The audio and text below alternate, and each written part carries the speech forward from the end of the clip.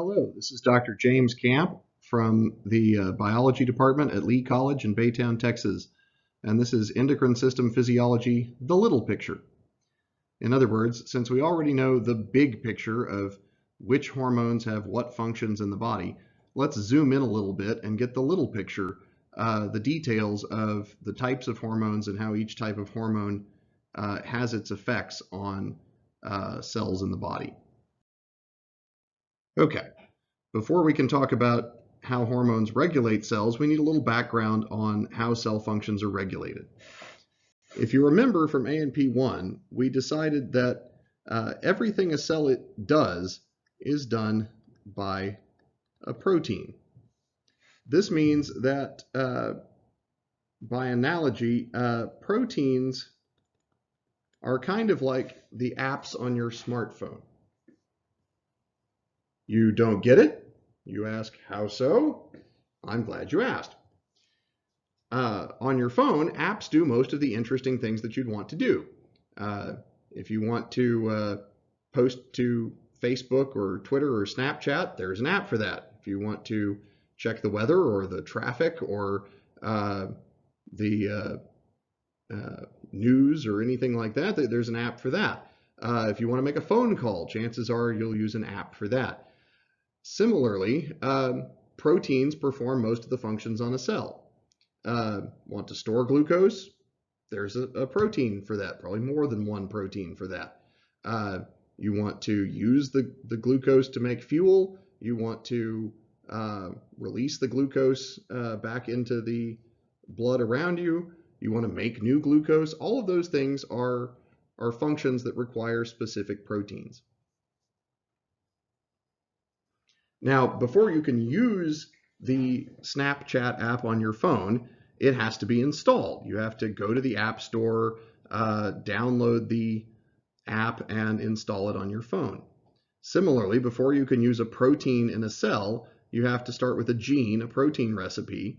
You have to transcribe it and translate it, and then you have installed that protein in your cell. And just like you can decide which apps to install on your phone, a cell can decide whether or not to transcribe and translate a particular gene, in effect deciding whether or not to install that protein in your cell. If you've installed the protein, you can do its job. If you haven't installed the protein, you can't do its job. It's that simple.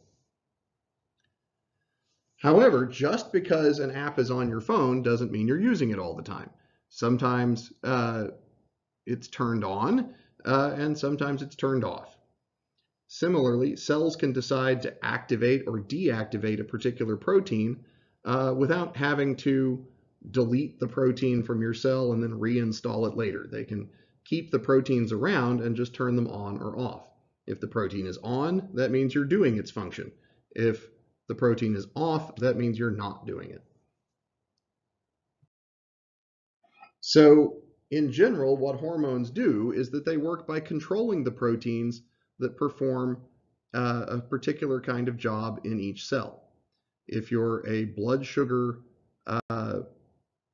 hormone, you're going to regulate in some way, you're going to control in some way the proteins that affect blood sugar in particular target cells. Some hormones work by switching protein apps on or off. Let's follow up this glucose example and look at liver cells. Liver cells contain some proteins that take in glucose and store it as glycogen, effectively removing sugar from the blood. They also contain proteins that unpack glycogen to release glucose into the blood when the blood needs more glucose. Now, you wouldn't want both proteins running at the same time. That would be like having one team of movers packing up your house at the same time that another pair of set of movers is unpacking it right back where onto the same shelves that the first movers had just packed it from. You'd be wasting an awful lot of energy and not accomplishing anything. So we have two hormones that perform opposite jobs by regulating the same sets of proteins. Insulin switches the store glucose proteins on and the release glucose proteins off so that the net effect is that glucose is being stored in the liver and removed from the blood. Glucagon does the opposite.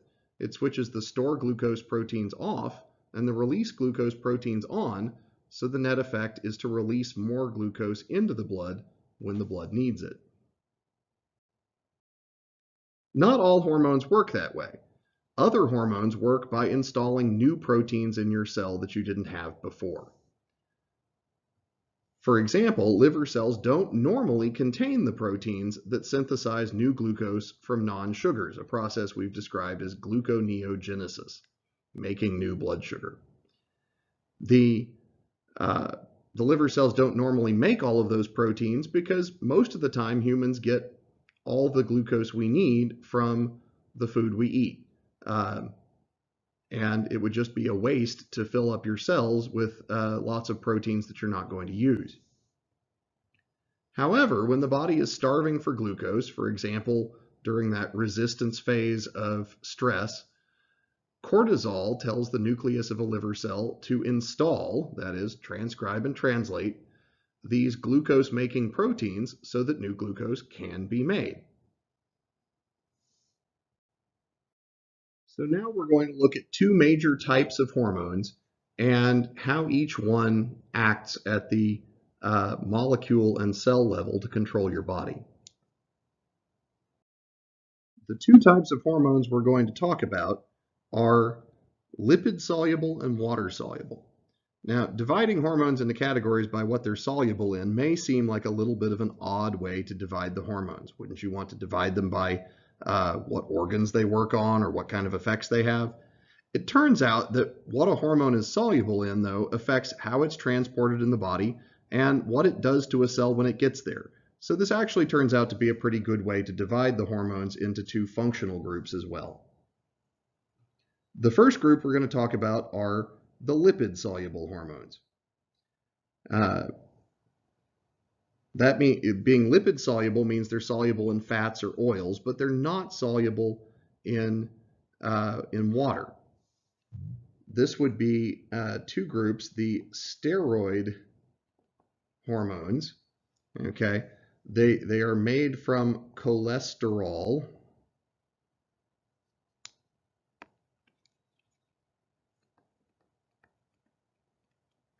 See the word sterol in there and the word steroid. These hormones are made from the molecule cholesterol, and so they're steroid hormones. They're roughly divided into two groups. The sex hormones, estrogen, progesterone, and testosterone, are made by the gonads and control a person's reproductive development and reproductive life. The corticosteroids, such as cortisol and aldosterone, are made in the adrenal cortex and largely have to do with regulating a person's blood and metabolism, and in the case of cortisol, also the immune system. The other type of lipid-soluble hormones are the thyroid hormones. The thyroid hormones include T3 and T4, the two hormones generally called thyroid hormone. These are completely different from steroid hormones, but they're also a case of lipid-soluble hormones. The other major group of hormones are the water-soluble hormones. So let's talk about them for a minute.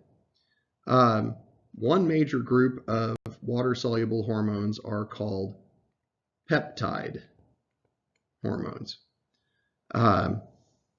You'll remember that a polypeptide is a short protein chain that hasn't quite reached being a full protein yet.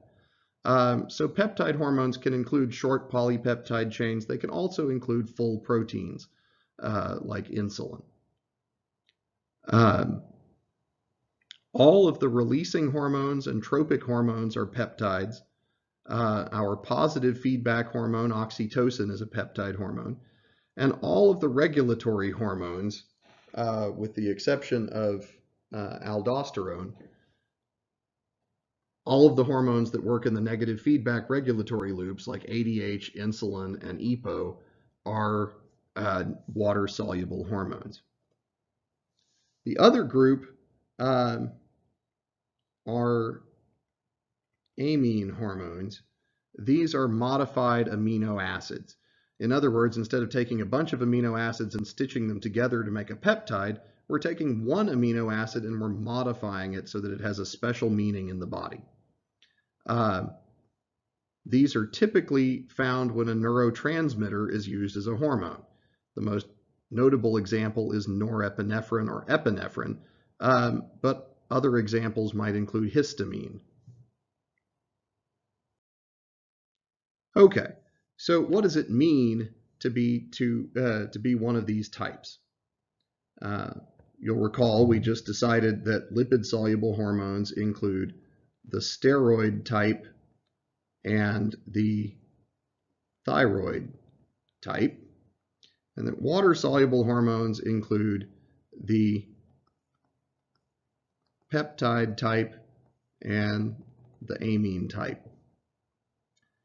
For the steroid and thyroid hormones, they're not soluble in water.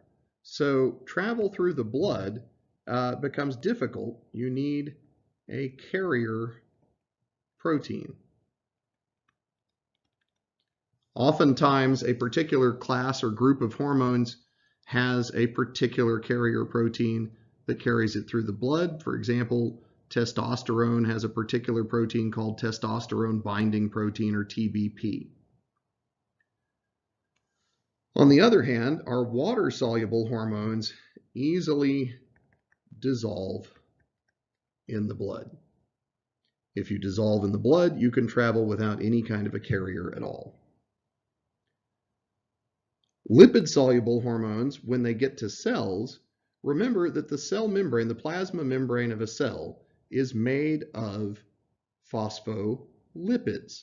So a steroid or a thyroid hormone is actually soluble in the same stuff that makes up the cell membrane.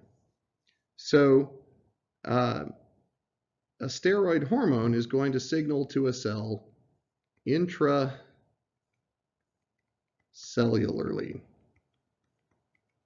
That is, it's going to diffuse through the cell membrane and even through the nuclear membrane in most cases to get inside the cell. They are then going to bind to receptors in the nucleus of the cell. How is that important? Well, remember what happens in the nucleus of a cell. That's where transcription and translation occur. Well, that's where transcription occurs. Translation happens at the ribosomes. So if you're binding to a receptor in the nucleus, what are you going to control? You're going to control gene transcription. So these hormones, the lipid-soluble hormones, are the ones that by and large control whether a particular protein is installed in a cell or not. Okay, so think about our groups of hormones there. The sex hormones definitely want to install male pattern or female pattern proteins in your cells to reprogram your cells to act in a genetically male or genetically female kind of way. Then the cortisol protein is affecting your stress response. These are things that your body doesn't want to have around all the time, only when you're under stress. So it wants to install new proteins in your cells that can deal with that stressful situation. But what happens when water-soluble hormones reach your cells? They've been soluble in the water around the tissue that made them. They've been soluble in the blood. They're soluble in the water in the tissue that the interstitial fluid in the tissue that they're traveling to. But boom, they hit the cell membrane and they can't get through. Okay. Unlike the steroid hormones, they can't dissolve in the cell membrane, so they can't diffuse through it. As a result, they need another messenger on the other side, and we call that a second messenger.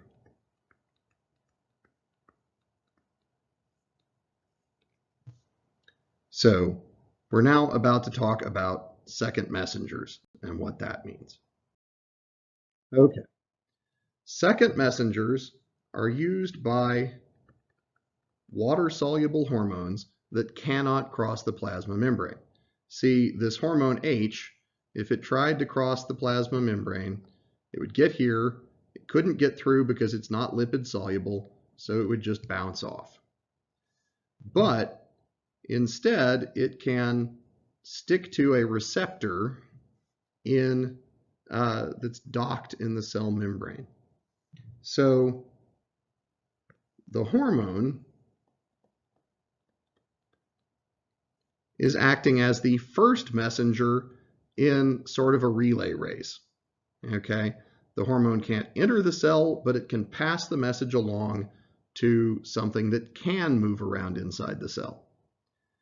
So the hormone docks with a receptor, that's the little orange thing here, on the cell surface. This little orange Y-shaped dealie here is the receptor. The receptor is going to activate what we call a G protein inside the cell. That's this guy. The G protein is then going to activate a one or more second messengers that will then travel around everywhere within the cell, telling the cell what to do. Okay. Some examples of second messengers include the G protein itself, which activates all other second messengers. Cyclic AMP, which is going to activate or deactivate certain cell proteins, and diacylglycerol, which also activates or inhibits certain cell proteins. It turns out that CAMP and diacylglycerol, DAG, have usually opposite effects in a cell. So, for example, glucagon might activate CAMP, and insulin would then activate DAG to have the opposite effects. And finally, there's a funny one called IP3, inositol triphosphate, which goes to the cell surface and imports calcium into the cell. Okay, that's especially good for signaling to smooth muscle organs, where importing calcium into the cell makes the cell do its job, makes it contract. But many other cells are also sensitive to intracellular calcium, and so this is a great way to bring in essentially a third messenger so that the calcium can go all over the cell, making it do certain jobs. Now, if what we've got here is DAG or CAMP or even calcium activating some proteins, inhibiting others, these are the hormones, the water-soluble ones, are the hormones that turn APS on and turn APS off, okay, that will activate a particular protein and deactivate other proteins that might interfere with its job. Still a little bit confused? Let's look at some specific examples. On the next 3 slides, we're going to look at glucagon, which is a water-soluble, large polypeptide hormone, cortisol, which is a lipid-soluble steroid hormone, and oxytocin, which is a water-soluble, short polypeptide hormone. So for glucagon, let's look at the situation before we start the feedback loop. We have the pancreatic islets. They're ready to secrete glucagon, but they're not. We have liver cells, which contain a protein that will release sugar into the blood. This protein is already here, but it's inactive. It's grayed out. It's not doing anything right now. So the body is not getting any sugar from the liver right now. A drop in blood sugar is directly sensed by the pancreas and causes it to release a temporary burst of glucagon. The glucagon is released into the interstitial fluid of the pancreas, and from there it finds its way into a blood vessel. The hormone dissolves freely in the blood, so it doesn't need a carrier. It just travels nicely dissolved in the blood. Eventually it reaches the liver and it exits the blood. When it gets there, the hormone is going to dock with a receptor on the cell surface since it can't enter the cell. What is it going to do instead of entering the cell? It's going to activate the G proteins inside the cell to activate a second messenger, CAMP. CAMP is not what we want, though. What we want is this little gray protein at the bottom of the cell to be activated. So CAMP is going to go down to that protein and it's going to switch it on. Now, our glycogen stores in the cell are going to be converted by our little orange protein to high energy glucose, and that glucose is going to get piped out of the cell into the blood, and our drop in blood sugar is reversed. And that's how a typical water-soluble hormone would work. Now let's look at the situation before we start cortisol's action. We have an adrenal cortex. It's ready to produce cortisol, but it's not. And we have target cells. Maybe we're still in the liver, but this time the protein we're looking to make isn't even there yet. Okay, proteins that would make new sugar for our body just aren't there. So under stress conditions, the hypothalamus, via the anterior pituitary and its ACTH hormone, tells the adrenal cortex to release cortisol. So cortisol is released into the interstitial fluid of the adrenal gland, and from there it's going to make it into the blood.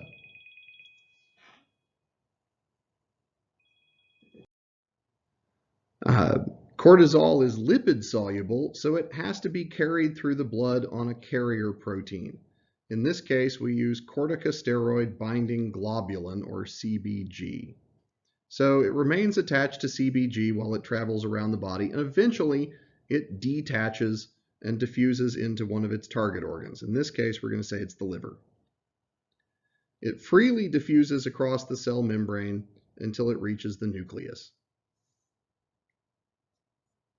In the nucleus, it binds to a cortisol receptor that starts expression of genes that either suppress inflammation or turn on or turn proteins or fats into new glucose. So we're making that new protein, and that new protein is going to take other stuff, perhaps amino acids, and it's going to convert those amino acids into glucose that it can then export into the blood and send to parts of the body that are starving for glucose under our stressful situation. And that protein will remain installed in that cell for as long as cortisol is around. When cortisol goes away, then the cell will stop making that protein, and the protein will kind of be uninstalled from the cells. And that's how a typical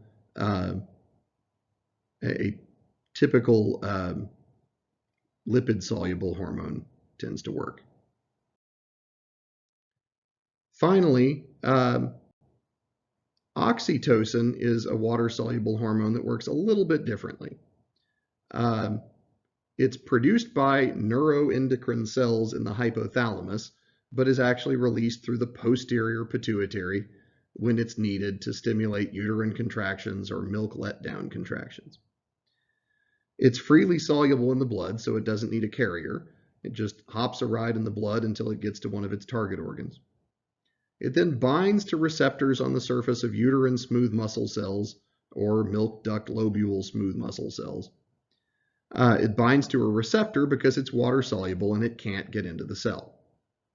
So it's going to activate a second messenger, In this case, it chooses the second messenger, IP3. You remember IP3 imports calcium into the cells. And because these are smooth muscle cells, intracellular calcium initiates or strengthens muscle contractions.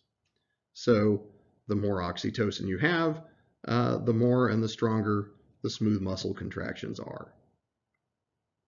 And that's sort of an atypical water-soluble hormone, but another good example of how it works. Okay, so to sum all this up, here's a summary of our 3 example hormones to talk about how each one works. Glucagon is a fairly typical water-soluble hormone. Its chemical subtype is peptide.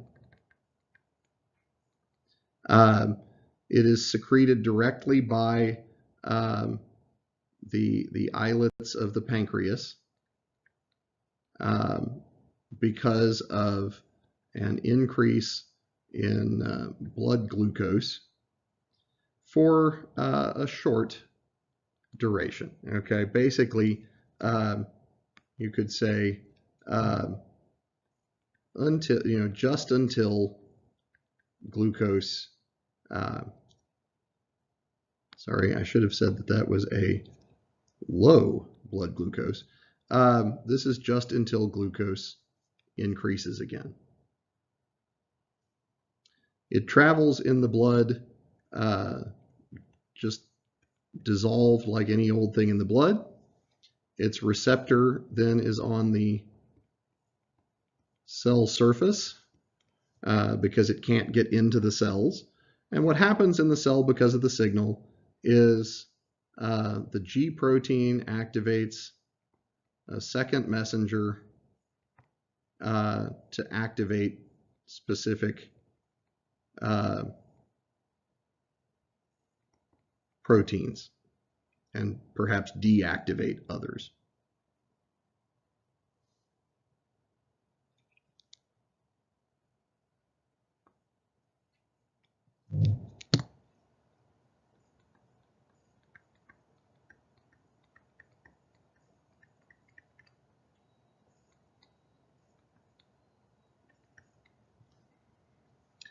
Cortisol is a pretty typical lipid-soluble hormone.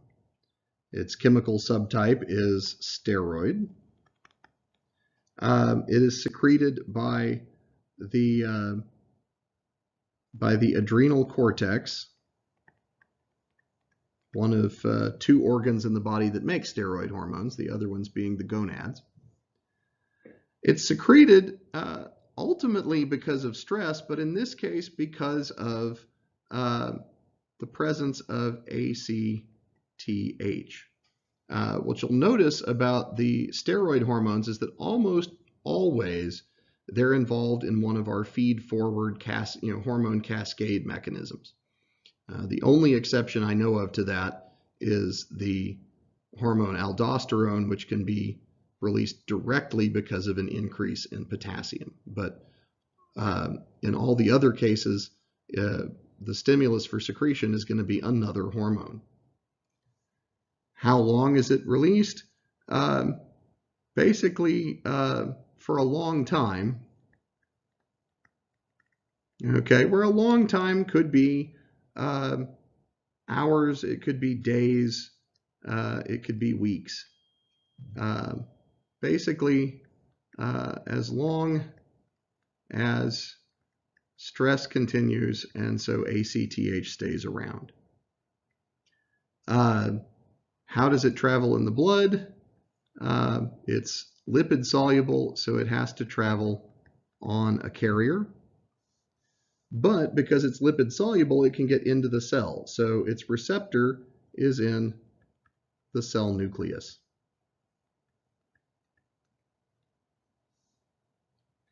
And finally, what happens in the cell because of that signal is that a gene is transcribed to make new proteins. Okay, and those proteins do a job that the cell couldn't have done prior to making those proteins. And finally, oxytocin, kind of our oddball here. It's a water-soluble hormone of the peptide subtype. It's secreted by the hypothalamus through the posterior pituitary. Because of, well, it depends. Because of some sort of neural stimulation. It might be stimulation of the cervix of the uterus, indicating that a baby needs to be born. It might be stimulation of the nipples, indicating that milk needs to be released, or it might be an audiovisual stimulus like a baby crying.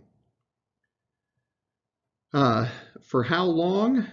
A short time, but it's usually involved in positive feedback loops. So, as long as the stimulus continues, or until something breaks the feedback loop. It travels, it's water soluble, so it travels dissolved in the blood. It can't get into the cell membrane, so its receptor is on the cell surface. And what happens in this case, because of the signal, is the G protein activates a second messenger, which activates, which brings calcium into the cell, which causes contractions of its smooth muscle targets. Okay, and that concludes our mini lecture on the little picture of hormone action in the body. I hope you enjoyed it and learned a lot, and I look forward to seeing you in class.